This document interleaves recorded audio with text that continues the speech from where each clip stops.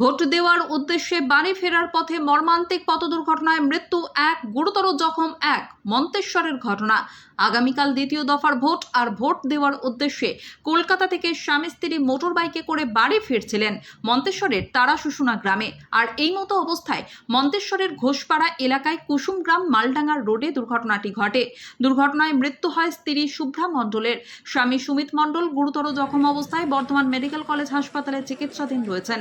মর্মান্তিক দুর্ঘটনাস্থল থেকে আহত ব্যক্তিদের উদ্ধার করে মন্তেশ্বর প্রাথমিক স্বাস্থ্যকেন্দ্রে নিয়ে আসা হয়। মন্তেশ্বর প্রাথমিক স্বাস্থ্যকেন্দ্রের চিকিৎসকেরা দেখে স্ত্রী শুভ্রা মণ্ডলকে মৃত বলে ঘোষণা করেন। এরপরই মৃত ব্যক্তিকে মন্তেশ্বর থানার পুলিশ মন্তেশ্বর থানায় নিয়ে যান। গুরুতর জখম সুমিত মণ্ডলকে মন্তেশ্বর প্রাথমিক স্বাস্থ্যকেন্দ্রে চিকিৎসকেরা অবস্থা গুরুতর বুঝে বর্ধমান মেডিকেল কলেজ হাসপাতালে স্থানান্তরিত করেন। এই প্রসঙ্গে মৃত ব্যক্তির বাবা এবং আত্মীয় স্বজনেরা কি জানাচ্ছেন শোনাবো আপনাদের। মন্তেশ্বর থেকে ফাইজুল শেখের রিপোর্ট, MBS নিউজ। ওনার কি নাম? এর নাম সুমিত মণ্ডল। ওই কোথা থেকে আসছিল? ও হিন্দ মোটর থেকে আসছে। হিন্দ মোটর থেকে মোটর বাইকে আসছিল স্বামী স্ত্রী? হ্যাঁ হ্যাঁ। আচ্ছা, আপনার কে হচ্ছে তাহলে? আমার নিজের ভাইপো। নিজের ভাইপো।